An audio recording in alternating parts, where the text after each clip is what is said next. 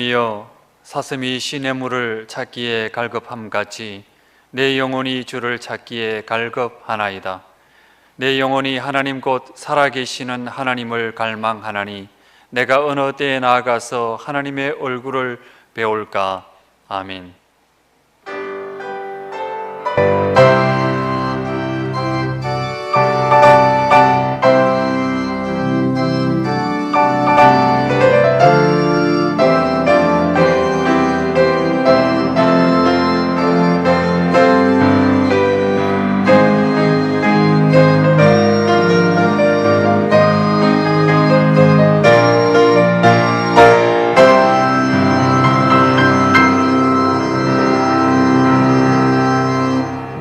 자비로우신 하나님 아버지, 주의 모든 백성들이 한자리에 모일 수 없는 처지가 되었지만 주님께서 저희들에게 주신 사랑과 은혜가 너무나 크기에 저희들이 한 마음으로 주님께 영광 돌리기 원합니다. 주의 성도들이 원근 각지에서 한 신앙, 한 정성으로 예배드리고자 하는 큰 열망을 보시고 저희들 가운데 자정하시어 영광받아 주옵소서. 주의 사랑을 잊어버리지 않고자 40일 순례의 길을 실천하고 있습니다. 저희들이 주님과 동행하고자 기도하오니 주님께서는 영원히 우리의 목자가 되어 주셔서 저희들을 인도하여 주옵소서. 예배하는 모든 일들이 하나님의 은혜와 말씀 가운데 새 힘을 얻는 시간이 되기를 원하오며 우리 주 예수님 이름으로 기원하옵나이다. 아멘.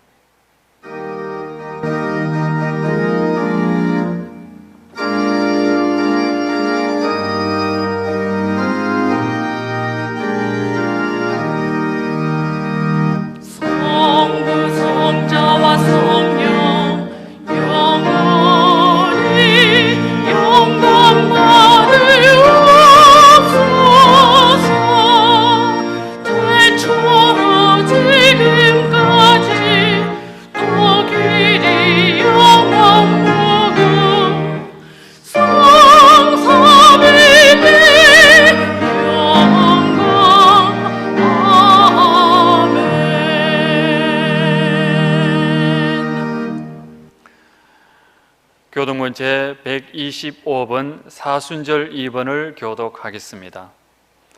하나님이여, 사슴이 시냇물을 찾기에 갈급함같이 내 영혼이 주를 찾기에 갈급하니이다.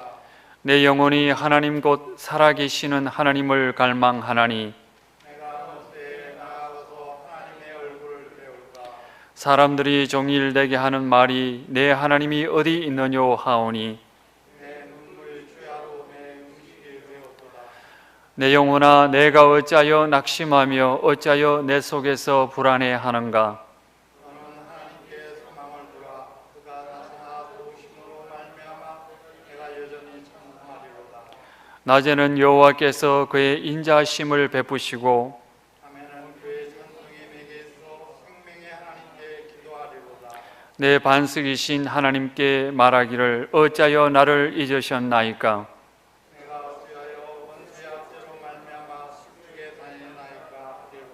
내 뼈를 찌르는 칼같이 내 대적이 나를 비방하여 늘 내게 말하기를 내 하나님이 어디 있느냐 하도다. 내 영혼아, 내가 어찌하여 낙심하며 어찌하여 내 속에서 불안해하는가. 너는 하나님께 소망을 두라. 나는 그가 나타나 도우심으로 말미암아 내 하나님을 여전히 찬송하리로다. 아멘.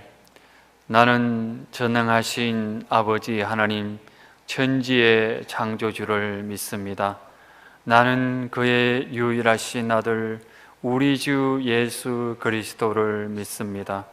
그는 성령으로 잉태되어 동정녀 마리아에게서 나시고 본디오 빌라도에게 고난을 받아 십자가에 못 박혀 죽으시고 장사된 지 사흘 만에 죽은 자 가운데서 다시 살아나셨으며 하늘에 오르시어 전능하신 아버지 하나님 우편에 앉아 계시다가 거기로부터 살아있는 자와 죽은 자를 심판하러 오십니다.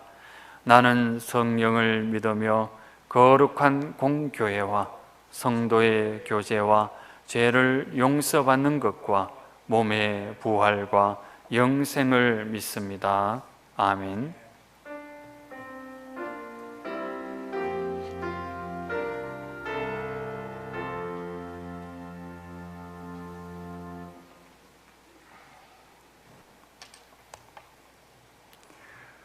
저희의 빛으로 또한 생명의 근원 되시며 주관자 되신 아버지 하나님, 고통과 절망 중에서 변함없이 깊은 사랑으로 새 언약의 말씀을 함께하여 주시니 감사와 영광과 찬양을 드립니다.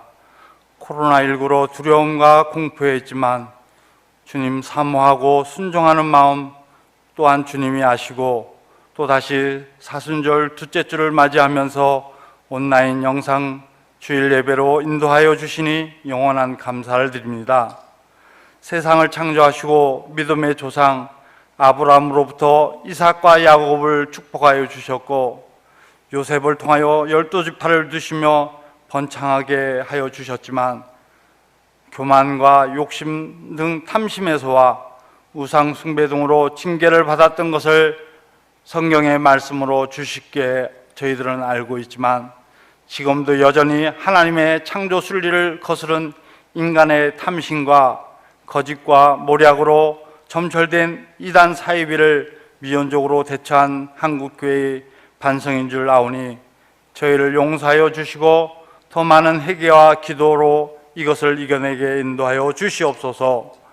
사랑의 주님, 김철민 담임목사님 나아주시고 바른 길로 인도해 주셨던 어머님을 주님께서 하늘 보좌 천국에게 부르셨기에 마음에 슬픔이 있을 것으로 압니다. 위로의 평강 주님께서 함께하여 주시사 담임 목사님과 유가족 모두에게 위로하여 주시옵소서. 이제 주님의 귀한 말씀 가지고 단위에서 저희에게 하나님 말씀 대언하여 주십니다. 말씀의 열매 맺게 인도하여 주시옵소서. 먼저 목사님의 많은 사역에 함께하여 주시사 영육간의 강건함 주시고 지도력과 지혜를 주시사 사탄을 이겨낼 힘을 주시옵소서. 저희 부교육자님들도 함께하여 주시사 맑은 영과 강건함으로 인도해 주시옵소서. 온 세상에 코로나19 바이러스로 인해 국내뿐이 아니라 세계 속에서도 불신과 배척으로 어려운 이때 우리는 믿음의 눈을 들어 하나님이 하시는 일을 보게 하여 주시며, 그리하여 주님의 능력의 손길로 인도하여 기도하게 인도하여 주시옵소서. 올해 비전표 선교행전으로 선교적인 삶, 교육과 훈련, 행함이 있는 믿음, 삶에서의 복음 전파로 새로운 비전을 품은 대전제일교회 많은 성도가 되기를 원합니다. 이제 저희 할렐루야 찬양대의 찬양을 받으시고 저들의 찬양대원에게도 축복하여 인도하여 주시옵소서. 참 진리의 소망과 피난처 되신 예수 그리스도의 이름으로 기도드립니다. 아멘.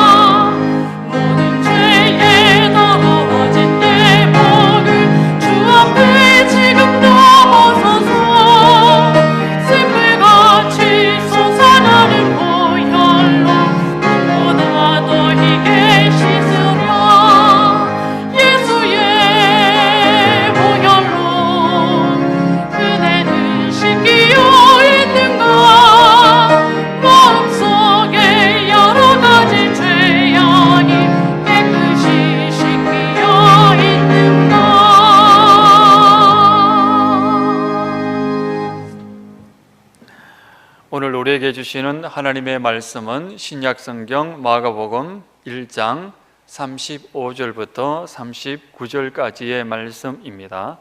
신약성경 54쪽에 있습니다. 오늘 우리에게 주신 하나님의 말씀을 받들어 읽겠습니다. 새벽 아직도 밝기 전에 예수께서 일어나 나가 한적한 곳으로 가사 거기서 기도하시더니 시몬과 및 그와 함께 있는 자들이 예수의 뒤를 따라가 만나서 이르되 모든 사람이 주를 찾나이다. 이르시되 우리가 다른 가까운 마을들로 가자. 거기서도 전도하리니 내가 이를 위하여 왔노라 하시고 이에 온 갈릴리에 다니시며 그들의 여러 회당에서 전도하시고 또 귀신들을 내쫓으시더라. 아멘. 다 함께 일어나셔서 하나님께 봉헌하시겠습니다.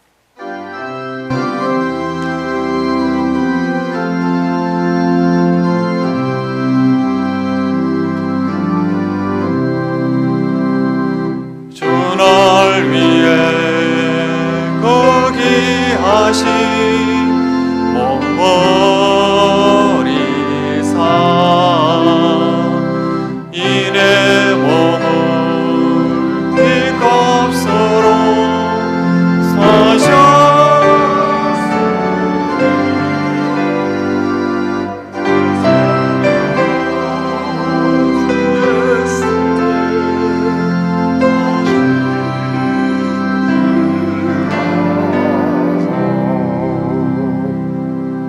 하나님 아버지, 은혜를 감사드립니다. 이 어렵고 힘든 광야의 길을 저희들만 내버려 두지 않으시고 우리와 함께 동행하시고 우리보다 앞서 가셔서 우리의 잘 곳, 우리의 쉴 곳, 우리가 마셔야 할 물, 우리의 양식을 다 여호와 이레 되신 하나님이 예배해 놓고 계신 것을 우리가 알고 믿게 하여 주심을 감사합니다. 한치 앞을 내다볼 수 없지만 우리는 두려워하지 않겠습니다. 염려하지 않겠습니다. 하나님이 우리의 아버지가 되시기 때문입니다. 오늘도 주님 앞에 이 예물을 올려드립니다. 온라인으로 오프라인으로 하나님 앞에 드리는 이 예물이 우리 하나님을 기쁘시게 할 뿐만 아니라 우리 하나님께서 받으시고 이 나라와 민족과 세계 역사를 살리시는 그런 귀하고 복된 자료로 주님께서 사용해 주실 것을 믿습니다. 지금도 우리의 사랑하시는 어버이들을 축복하시고 강건하게 하여 주옵소서. 지금도 병상에 누워있는 주의 백성들을 위로하시고 치유의 광선으로 비추어 주시옵소서. 하나님, 이 엄청난 폐렴 전염병 때문에 고통하며 신음하고 있는 이 대한민국 사나를 주님께서 치료하여 주시고 그것에 매달려 있는 우리 의료진들과 모든 확진자들, 그리고 가택에 스스로 자가연금되어 있는 이들 한 사람 한 사람을 주님께서 주장하셔서 이러한 사태 속에 하나님이 어떤 분이신지 두려워하며 떨며 하나님 앞에 바르게 서는 그런 귀한 은혜가 있게 하여 주옵소서. 우리의 산업이 힘들고 어렵습니다. 그러나 우리 주님은 또한 피할 길도 내시고 또 우리가 생각하지 못했던 것들을 예비하고 계신 줄 믿습니다. 지금 현상만 바라보며 힘들어하고 어려워하지만 그러나 우리 주님이 행하실 일들을 기대하며 소망하면서 기뻐하고 기도하고 감사하는 주의 백성들 삼아 주시옵소서. 하나님께서 일마다 때마다 은혜 주실 줄 믿습니다. 주님을 향하여 간절히 기도하며 간구하는 주의 백성들의 기도를 들으시며 응답하시며 특별히 주님께서 이 모든 사태에서 넉넉히 이길 수 있도록 은총을 허락하여 주옵소서. 우리의 힘과 능력이 아니라 우리 주님께 온전히 의탁되어 있으므로 넉넉히 이기게 하시는 예수님의 이름으로 기도하며 축복하옵나이다. 아멘.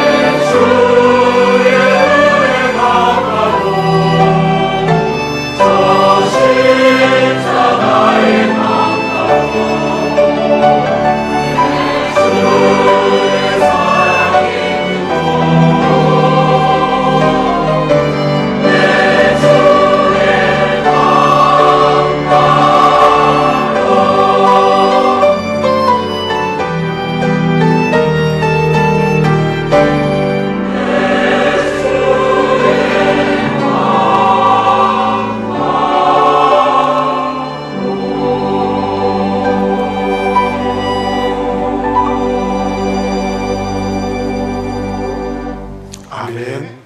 아멘. 지난 7월 달에 우리 할렐루야 찬양대가 연주한 곡인데 지금 듣는 것 같아요. 생생해요. 아마도 지금 독일에선 박찬열 장로님 이 실황에 함께 동참하고 계실 겁니다. 지난 주일도 그렇게 응답이 왔었는데요. 여러 가정에서 여러분들이 이 유튜브를 시청하시면서 함께 예배드리고 있는 거, 우리 하나님께서 비록 한 자리에 못 모여서 서로들 다들 보고 싶어해요. 다들 보고 싶어하고 저도 여러분들 많이 뵙고 싶어요. 그런데 이런 상황을 통해서 우리가 함께 모이고 얼굴을 볼 수 있다는 게 얼마나 행복한 건지 다시 한번 깨닫게 되고, 그리고 이러한 기회를 통해서도 하나님의 뜻을 우리가 살펴가는 그런 귀한 기회를 만들어가는 지혜가 있기를 바랍니다. 우리 같이 한번 기도드리겠습니다. 하나님 고맙습니다. 주님의 은혜의 강가로 저희들을 이끌어 주셔서 주님의 그 생수를 마시게 하시고 이 험한 광야길을 넉넉히 이기게 하시는 하나님께 감사를 드립니다. 주님, 저희들을 이끌어 주옵소서. 오늘도 주님의 생수의 말씀으로 우리를 채워 주옵소서. 주님의 백성들의 갈급한 심령을 주께서 온전히 해결시켜 주옵소서. 예수님의 이름으로 기도하옵나이다. 아멘. 저는 이번에 어머님이 천국으로 이사하시면서 참 이 세상에 정말 부러운 사람들, 부모님이 다 살아계신 분들이다.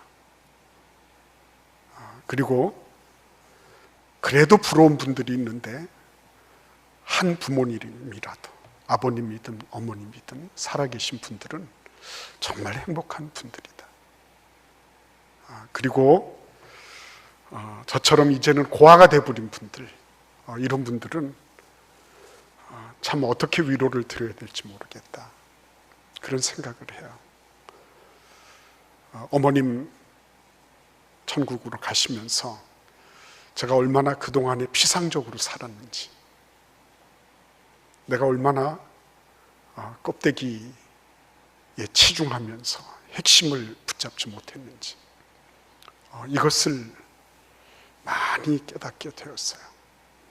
그래서 오늘 우리가 근원으로라고 하는 말씀을 통해서 예수께서 어떻게 왜 근원으로 들어가려고 하셨을까? 그리고 예수께서 들어가셔서 어떤 일이 발생했을까? 우리는 그 근원으로 들어감을 통해서 우리에게 어떤 유익이 있을까 하는 것을 살펴보고자 합니다.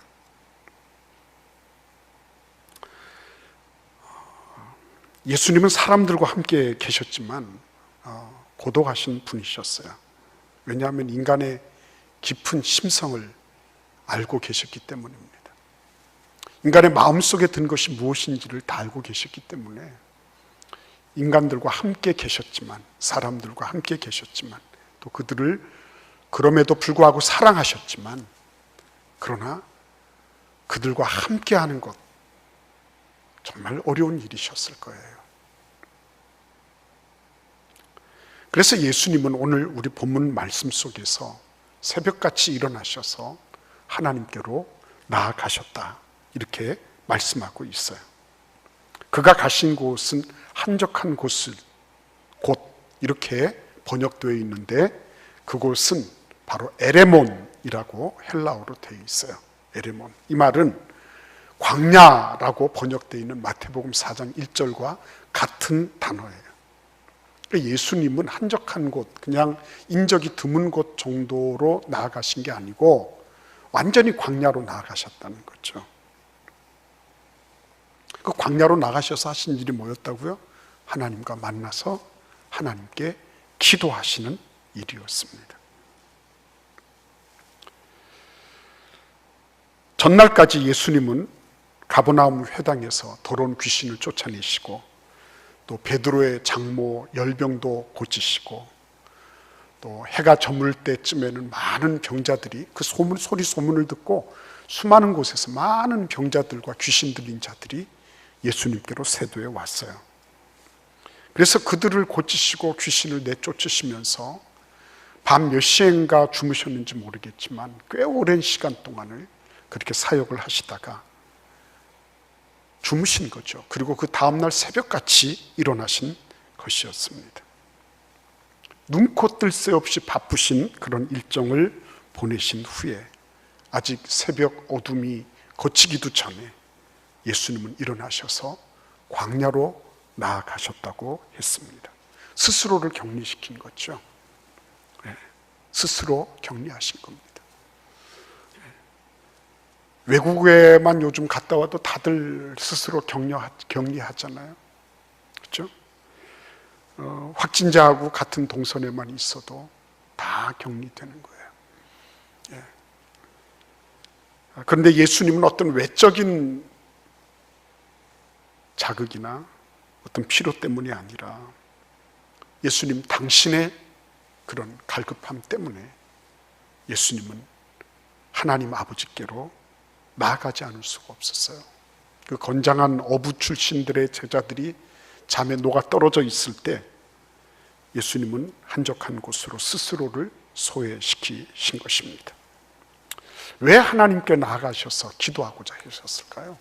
여러분, 하실 일이 많았잖아요. 그곳에서 가버나움에서도 하실 일이 많았고 많은 사람들이 예수님을 찾아서 예수님으로부터 뭔가를 얻으려고 그러고 있었어요. 그럼에도 불구하고 예수님은 이 모든 것들로부터 스스로를 소외시키고 스스로를 격리시키셔서 하나님께로 나아가는 일을 우선적으로 삼으셨습니다. 첫째는 왜 그럴까? 사역의 분주함보다도 몰려드는 피로를 채우는 것보다도 더 중요한 건 하나님과의 관계 설정에 있었기 때문입니다. 매우 중요한 부분이죠. 관계를 설정하는 것, 하나님과의 관계를 유지하는 것, 그분과의 사귐 속에 들어가는 것, 이건 굉장히 중요한 일이에요. 그렇죠? 여러분, 우리가 지금 교회에 모여서 어떤 활동을 하지 못해서 무료하고 힘들다, 맞아요. 그러나 여러분, 그보다도 먼저 우리가 신경 쓰고 관심 가져야 될 것은 나는 지금 하나님하고 어떤 관계에 있는가 하는 거예요.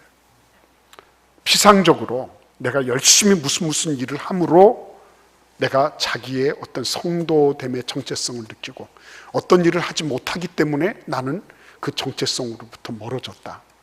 애초부터 아닌 거죠. 사역하기 전에 내가 하나님과의 관계를 통해서 하나님의 자녀되었고 하나님의 자녀로서 하나님과 서로 대화하고 하나님과 서로 하나님을 알아가는 그런 일들은 무엇보다도 중요한 일이었어요. 고린도전서 1장 9절에서 우리 같이 한번 이 말씀을 읽어보도록 하겠습니다. 너희를 불러 그의 아들 예수 그리스도 우리 주로 더불어 교제하게 하시는 하나님은 미쁘시도다. 하나님은 미쁘시도다 그랬어요. 근데 그 미쁘심, 그 신실하심, 그것이 어디에 걸려 있느냐? 하나님이 물론 응답해 주시고 기적을 일으키시고 여러 가지 놀라운 일들을 우리를 위해서 해 주시죠. 그러나 하나님의 미쁘심, 하나님의 신실하심이 드러나는 곳은 우리가 하나님과 교제하는 영역이라는 거죠. 교제하는 것이라는 겁니다. 교제라고 하는 말, 코이노니아의 어원은 코이노스입니다. 이 말은 파트너가 된다, 서로 몫을 함께 나누는 사람이 된다, 또 같은 동료가 된다 하는 그런 의미를 지니고 있는 말입니다. 깊고 친밀한 참여가 서로에게 교집합처럼 이렇게 되어 있는 관계, 그게 코이노니아예요. 하나님의 신실하심은 다른 어떤 외적인 어떤 사건을 통해서 나타나기 이전에 예수 그리스도로 말미암아 그분과 더불어 서로 교제하는, 나는 그분 안에 있고 내가 그분 안에 있는, 내가 그분 안에 있고 그분이 내 안에 있는 이 교집합 부분, 이 부분이 서로 될 때에 하나님의 신실하심을 우리는 맛볼 수 있다고 말씀하고 있는 거예요. 그렇습니다. 예수님은 광야로 나가셨어요. 하나님과 더불어 깊이 자신의 것들을 나누셨을 거예요. 어저께 귀신을 쫓아냈어요. 회당에서 그 귀신 쫓아낼 때 사람들이 반응이 이랬어요. 어저께 그 가버나움 회당으로부터 몇 걸음 안 떨어져 있는 시몬의 장모 집으로 갔는데 그곳에 가니까 그곳에 펄펄 열병이 나 있는 그 시몬의 장모를 보고 내가 이렇게 손을 이렇게 내서 일어나라 그랬더니 그 장모가 바로 열이 내리면서 섬기기 위해서 동분서주하는 모습을 봤어요. 이런저런 것들을 하나님과 다 같이 공유하셨다는 거죠. 기도하기 힘들어 하시는 분들이 있죠. 아주 틀에 박혀있는 딱 그 기도만 하시는 분들, 한번 이렇게 해보시는 것도 좋을 거예요. 하나님, 내가 어저께는 이런 일들이 있었어요. 내 마음속에 이런 생각들이 들었어요. 나는 거기에 대해서 이렇게 반응했어요. 내가 이렇게 반응했을 때 내 마음속에 이런 기분이 들었어요. 그런 것들이 있죠.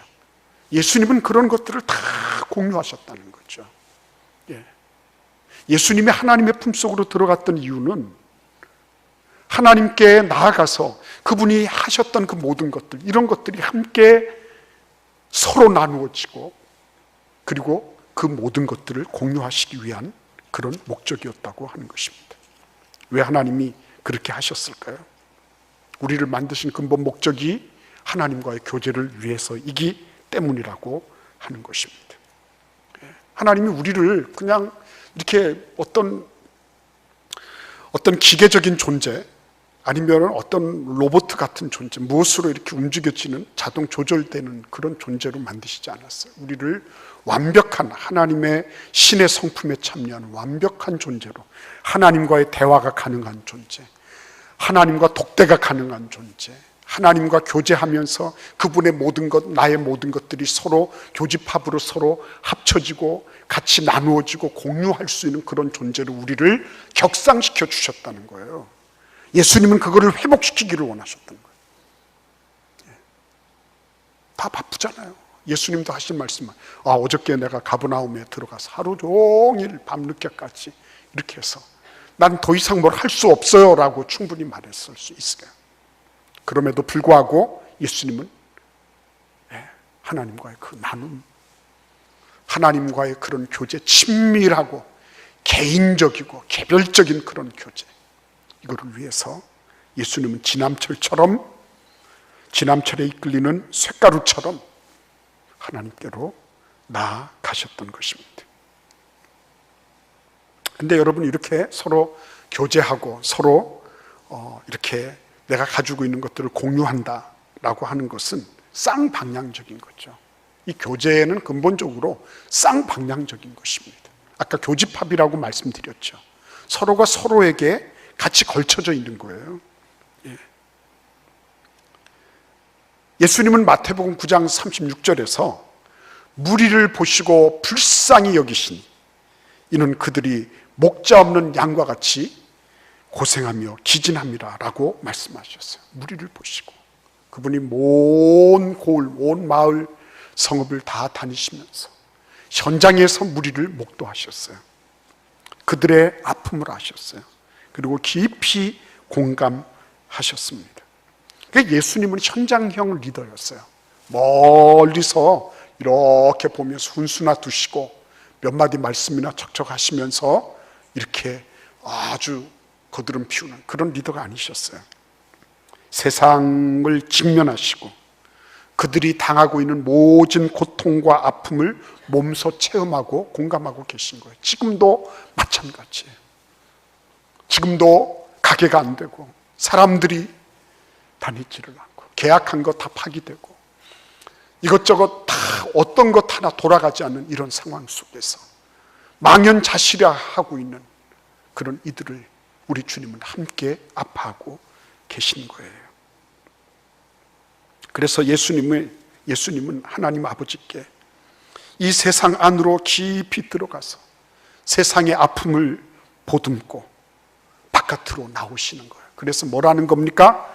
하늘의 소망을 바라보는 거예요. 예수님은 아픔만 느끼시지 않았어요. 미래의 소망으로 충만해지는 그런 시간을 동시에 가지셨던 거예요. 그렇죠? 여러분 한번 생각해 보십시오. 내가 지금 기도하고 있는 것이 얼마만큼 하나님과 같이 공유되고 있는가? 그것이 쌍방향적으로 어떻게 교통되고 있는가를 한번 살펴보세요.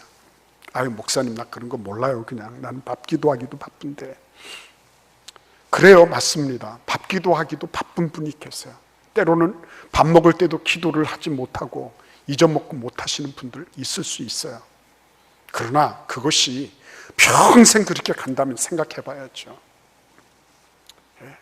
새신자가 되고 새가족이 돼서 훈련하고 이럴 때야 그럴 수 있지만, 내가 집사가 되고 그리고 내가 오랫동안 신앙생활 한다 그러면서 평생의 밥기도 정도에 걸려 있다면 그건 한번 뛰어넘어야 될 부분 아니겠어요? 주님, 나도 한번 이번 기회에 쌍방향 교통이라는 걸 한번 해보기를 원합니다. 나도 그냥 피상적인 그런 기도, 입에 걸려있는 기도 말고 내 마음속 깊은 곳으로부터 터져나오는 그런 기도 한번 해보기를 바랍니다.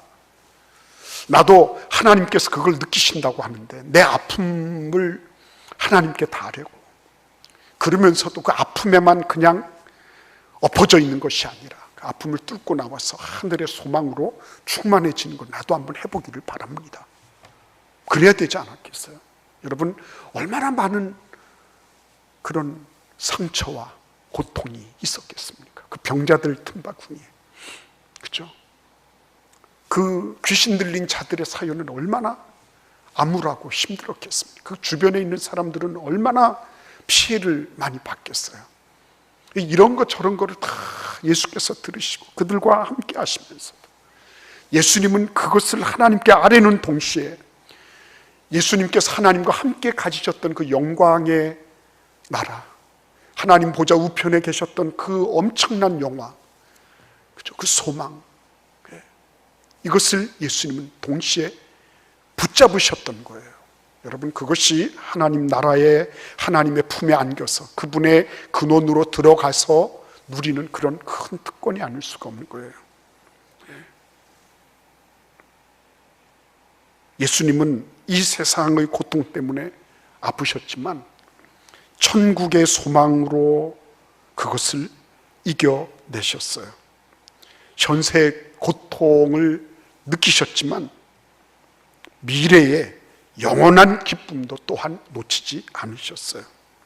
세상을 통렬하게 느끼시는 소금과 같은 기도를 드리셨고 하늘나라에 대한 격렬한 소망으로 가득 찬 빛의 기도도 예수님은 드리셨던 거예요.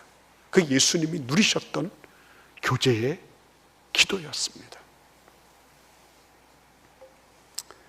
저는 이번에 어머님을 하늘나라 보내드리면서 갑작스러운 것이었죠. 3월 5일 날 시술을 받기로 이렇게 되어 계셨고 심장 판막 협착증이었기 때문에 그래 어렵지 않은 수많은 사례를 가지고 있는 외과의가 집도하도록 되어 있고, 그래서 아주 감사한 마음으로 예배를 마치고 부산대 양산병원에 입원하셔서 검사 받으시는, 다 좋았죠. 근데 그날 밤에 심정지가 온 거예요. 그래서 저는 그때 참 죄송스럽게도 우리 동생에게 오는 전화라든지 문자를 보지 못했습니다.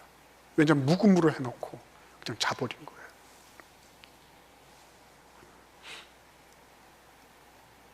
아침에 일어나 보니까 형님 빨리 중환자실로 오십시오.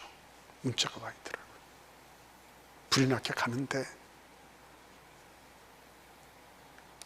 동생한테 연락이 왔어요. 어머님이 지금 많이 힘드시대. 빨리 와.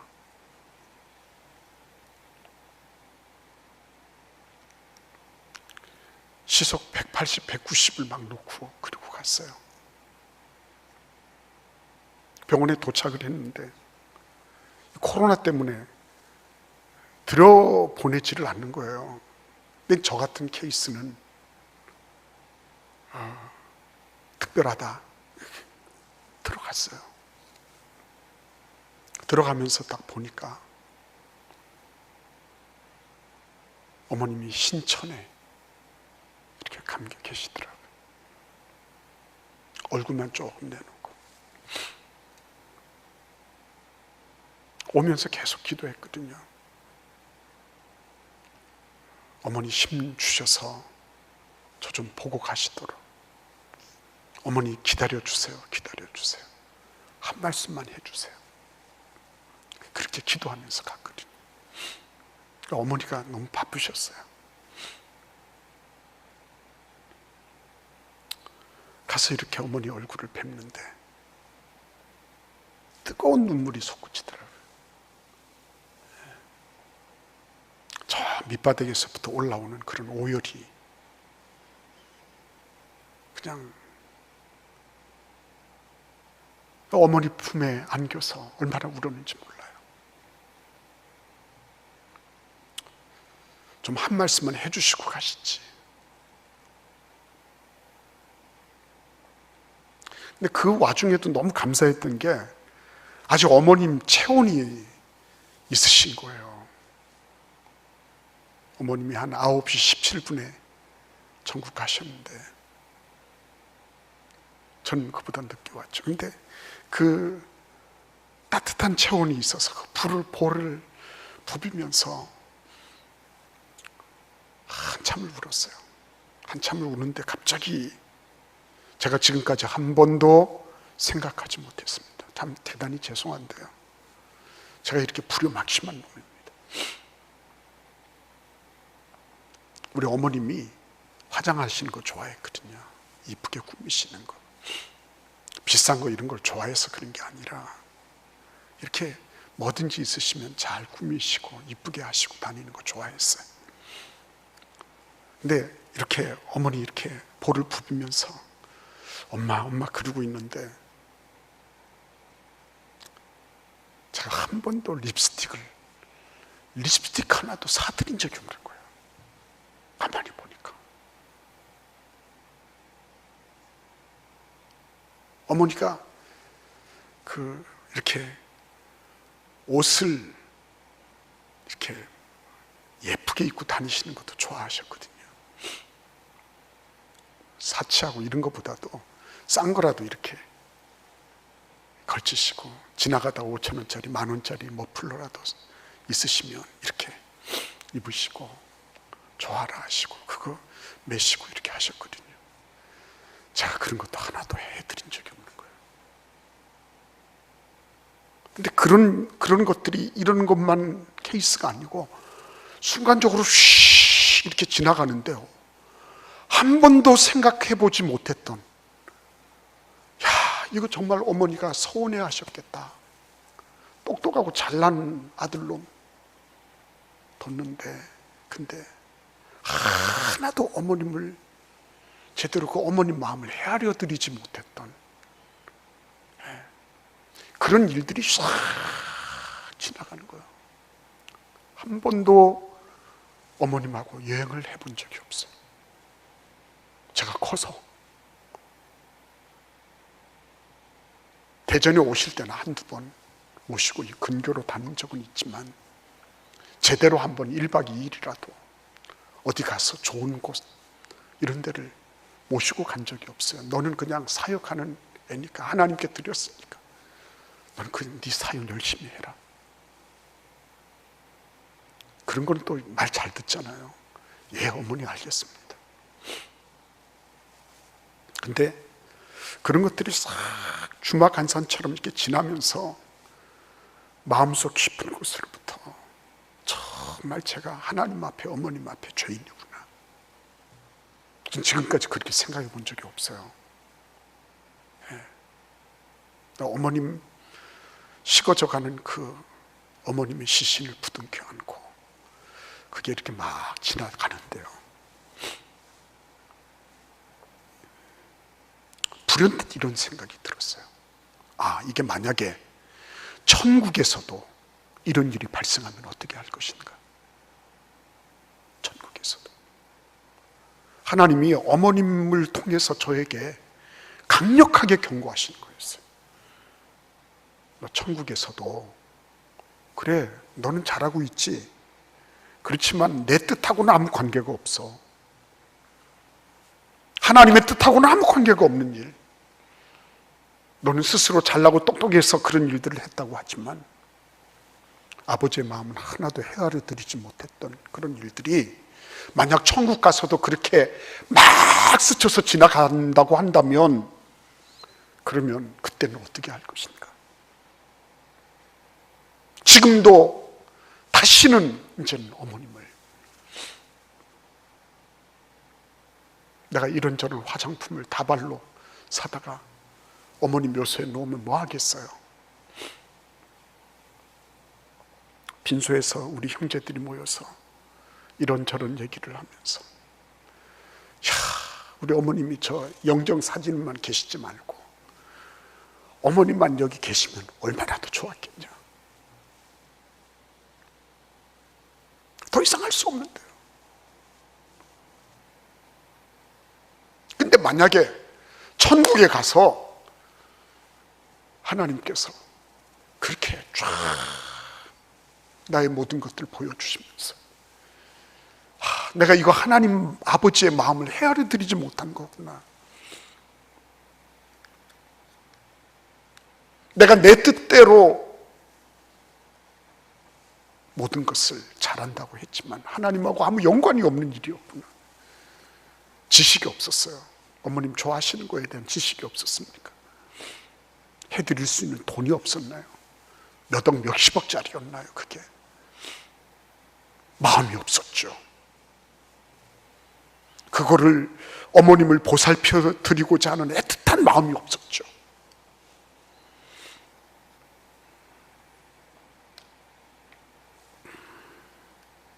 그래서 예수님이 위대하신 거예요.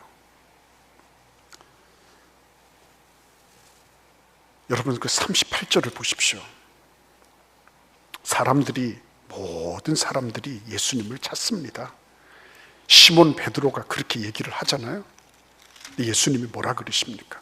같이 한번 읽어보겠습니다. 이르시되 우리가 다른 가까운 마을들로 가자. 거기서도 전도하리니 내가 이를 위하여 왔노라 하시고. 예수님은 지금 가버나움에 있는 그런 사람들, 여러 가지 필요를 가지고 예수께로 몰려드는 병자들, 귀신 들린 자들, 그들의 필요를 모르신 게 아니었어요. 그러나 예수님께 우선순위는 아버지의 마음을 헤아려 드리는 거였어요.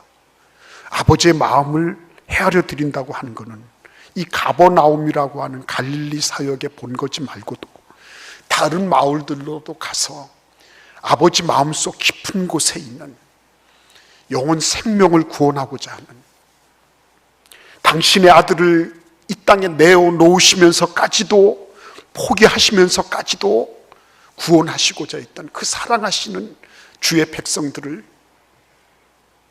그 마음을 헤아려 드리는 거였어요.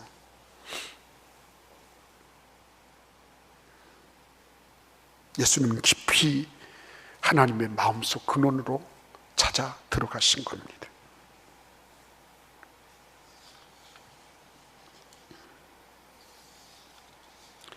그래서 기계적으로 하나님께 나아가신 게 아니었어요.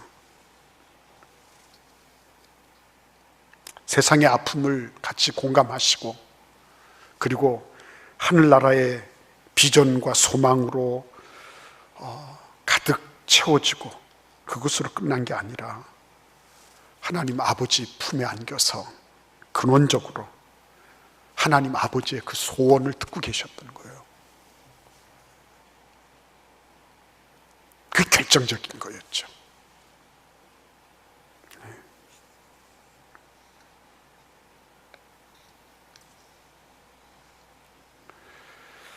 그래서 여러분, 우리가 이 40일 기간 동안에 사순절의 순례길을 떠나면서 정말 기억해야 될 것, 그것을 시편 73편 아삽은 이렇게 말하고 있어요. 16절 17절 말씀인데 우리가 같이 한번 읽어보겠습니다. 내가 어쩌면 이를 알까 하여 생각한즉 그것이 내게 심한 고통이 되었더니 하나님의 성소에 들어갈 때에야 그들의 종말을 내가 깨달았나이다. 하나님의 성소에 들어갈 때에야, 그 하나님의 그 성소 깊은 근원으로 들어갔을 때야 그들의 종말을, 그들의 전모를 알게 됐습니다. 왜 그랬냐면 아삽이 불만이 많았거든요. 하나님 앞에 어떻게 저렇게 악인이 형통할 수 있습니까? 어떻게 악인들은 죽을 때도 고통이 없고 그 심도 강건하고 고난도 없고 재앙도 없고 오히려 교만하고 강포하고 하고 싶은 거 다 하고 소유하고 싶은 거 다 소유하고 온갖 갑질을 해도 오히려 칭송받고 형통하고 자식들도 잘 되고, 근데 나같이 열심히 신앙생활하고 깨끗한 손을 가지고 마음도 가지려고 노력하고 무죄하게 살려고 무진 애를 쓰고 이러는데 나는 왜 이 꼴입니까? 그런 거였어요. 이게 이런 의문이 해결되지 않았습니다. 우리도 그러잖아요. 하나님, 내가 뭘 잘못했길래 이런 재난을 이렇게 주십니까? 나 나름으로 최선을 다해서 주님을 섬기고 최고의 힘을 다해서 나름으로 내 사업에 내 일에 그렇게 힘을 다 기울였는데 이게 뭡니까? 무슨 사태가 이런 게 다 있습니까? 그럴 수 있죠. 이게 무슨 해석한다고 해석이 되는 겁니까? 해결하겠다고 해결이 되는 겁니까? 언제쯤 끝날 것 같습니까? 근데 아삽도 그런 고민을 하면서 그가 해답을 얻은 것, 그것은 하나님의 성소에 들어갈 때였어요. 하나님의 성소에. 하나님의 성소, 하나님의 마음속 깊은 곳으로 들어갈 때에야 비로소 그는 그들의 종말을 내가 깨달았습니다. 겉으로 드러난 비상적인 현상적인 그런 모습이 아니라 깊이 들어가서 사건 전모를 보고 인생 전체를 보고 영원 전부터 영원 후까지 계시는 하나님의 섭리를 볼 수 있는 눈을 가지게 됐다고 말하고 있는 것입니다. 근원에 나가야 되는 것이죠. 처음에는 당연한 줄 알죠. 그런데 나중에 어떤 계기가 있어서, 어떤 사건이 있어서 시야가 달라지고 새로운 그런 눈이 띄어지게 되고, 시각이 확장되고 나면 그때 그것이 복이었구나, 그게 은혜였구나, 그게 축복이었구나, 그걸 알게 되는 거죠. 근데 그것이 어떻게 일어나느냐? 하나님의 품속에 그 근원으로 들어가는 거예요. 그냥 원천으로 들어가는 거예요. 예수님은 그 원천으로 들어가는 삶을 사셨던 겁니다. 그래서 인간적으로 이렇게 막 덕지덕지 붙어있는 껍데기에 둘러싸이지 않으셨어요. 그리고 예수님은 주도적인 삶을 사셨습니다. 밀리며 살아가지 않으셨어요. 새벽 일찍부터 머뭇거리면서 뭐랄까 이런 게 아니었어요. 하나님과의 대화를 통해서 그날의 목적과 행하실 그런 일들, 행선지 이런 것들이 분명하게 정리되어 있었다는 거예요. 주님의 품에 들어가서 그 품에 안겨 있을 때 예수님은 더 이상 가버나움에 멈춰 계신 것이 아니라 다른 마을들로 가셔야 되는 분명한 행선지와 목적의식을 가질 수 있었다는 거죠. 전문가들이 이런 얘기를 해요. 정리정돈이라는 말은 같은 말처럼 보이지만 다른 말이다. 정리라고 하는 것은 어떤 일에 필요 없는 것들을 제거해내는 것을 정리라 그러고, 정돈이라고 하는 것은 그 일에 필요한 것들을 적재적소에 제자리에 두는 것을 의미한다. 이렇게 얘기를 해요. 근데 예수님은 그런 주도적인 삶을 사시면서 정리하고 정돈하는 삶을 살고 계셨던 거예요. 어디에서요? 주님의 품 안에서.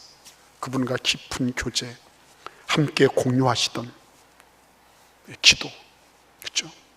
아파하시면서도 하늘나라의 소망으로 그것을 극복하시는 이런 모든 것들을 통해서 예수님은 진실로 삶을 밀려가시면서 사신 것이 아니라 주도적인 삶을 사셨고 정리정돈하는 삶을 사셨던 거예요. 그래서 예수께서 이 세상을 떠나실 때도 다 이루었다라고 말씀하실 수 있었던 것입니다. 그래서 여러분 오늘 여기 보시면 시몬과 및 그와 함께 있는 자들이 예수의 뒤를 따라가서 모든 사람이 주를 찾습니다. 그랬어요. 틀린 말이 아니죠. 맞는 말이죠. 예수님, 당신은 이렇게 필요한 사람입니다. 이런 일들이 지금 일어나고 있어서 이런 사람은 이렇게 예수님을 찾고 저런 사람은 저렇게 예수님을 찾습니다 라고 얘기를 했어요. 근데 예수님은 하시는 말씀이 우리가 다른 가까운 마을들로도 가자. 거기서도 전도하리니 내가 이를 위하여서 왔느니라 그랬어요. 중요한 게 뭐죠? 어떤 차이점이 있습니까? 예수님이 하나님의 근원, 하나님의 품 안에 계시면서 그의 음성을 들으시니까 일반인들은 필요를 얘기를 해요. 나타난 현상을 설명하고 거기에 서술하는 그런 인생을 살아요. 어떤 일들이 일어났다, 뭐가 어떻다, 문제는 이거다, 이런저런 소리를 해요. 그러나 주님의 품 안에 들어간 근원적인 삶을 사는 사람들은 거기에 대해서 대안을 제시하는 거예요. 예수님처럼. 예수님은 아니야. 지금 여기에서 그 사람들 안절부절 못하는 그런 삶이 아니라 분명한 대안을 제시하시고 이것이 하나님이 기뻐하시는 길이라고 하는 것을 분명하게 말씀하시는 그런 삶을 사셨어요. 오늘 여러분들 이 말씀 속에서 다시 한번 우리 생각해 볼 수 있기를 바랍니다. 하나님은 우리가 근원적인 주님의 품 안으로 들어가는 근본적인 삶을 살기를 원하세요. 요즘과 같은 이런 세월, 여러분 얼마나 황당합니까? 사회적 거리두기, 가족들끼리도 서로 못 본 척 해야 돼요. 악수조차 할 수가 없어요. 다 마스크 가리고, 여러분 교회 안에서도 마스크 가리고 찬송하는 이런 일들을 우리가 상상이나 해봤습니까? 한 번도 해본 적이 없어요. 이때 하나님은 그래, 지금이야말로 내 품으로 들어와야 될 시점이다. 지금이야말로 근원 되신 하나님을 찾아야 될 시점이다. 이렇게 말씀하고 계신 것입니다. 그때 우리는 단순하게 비상적인 삶 살지 않을 거예요. 우리는 주도적인 삶 살 것입니다. 네. 그리고 우리는 하나님이 주신 그 길을 따라 해답을 제시하고 이 세상을 향하여서도 분명하게 이렇게 살아야 된다고 분명히 말할 수 있는 그런 정말 하나님이 원하시는 그런 삶을 우리가 살아갈 수 있게 될 것입니다. 그 자리에 여러분도 저도 함께 할 수 있기를 기원합니다. 기도드리겠습니다. 고마우신 주님 감사합니다. 근원으로 들어가는 삶 살게 하여 주옵소서. 예수님의 이름으로 기도하옵나이다. 아멘. 10일 순례의 길 이렇게 문자 가시면 꼭 살펴보세요. 살펴보시고 그걸 전체를 다 안 하셔도 괜찮아요. 나는 요거를 한번 완주하겠다. 그죠? 내가 1일 기도를 열심히 한번 해보겠다. 그러면 완주하시면 돼요. 1분 걸리는 1분 걸리는 겁니다. 그래서 그렇게 하나씩 해나가시면 돼요. 나는 이거 4개를 전부 다 할 수 없으니까 나는 처음부터 안 하겠다. 그게 아니라 어떤 한 부분이라도 관심을 가지시고 쭉 하시다 보면 그 다음에 또 다른 영역이 더해지고 이렇게 하면서 우리가 영적으로 성장할 수 있는 그런 기회를 얻게 될 것입니다. 우리 서로 많이 보고 싶고, 그렇죠? 조금만 더 우리 기다려 보자고요. 그리고 이 시기를 우리가 믿음으로 잘 이겨내는 그런 복된 성도들이 되시기를 기원합니다. 우리 다 함께 마지막 찬송 함께 부르겠습니다.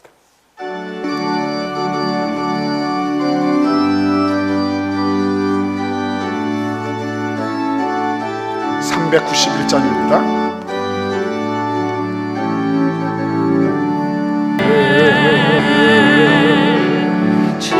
영혼을 내로 채우시며 늘 성령에 감아주사 큰 기쁨 중 주님을 찬양하며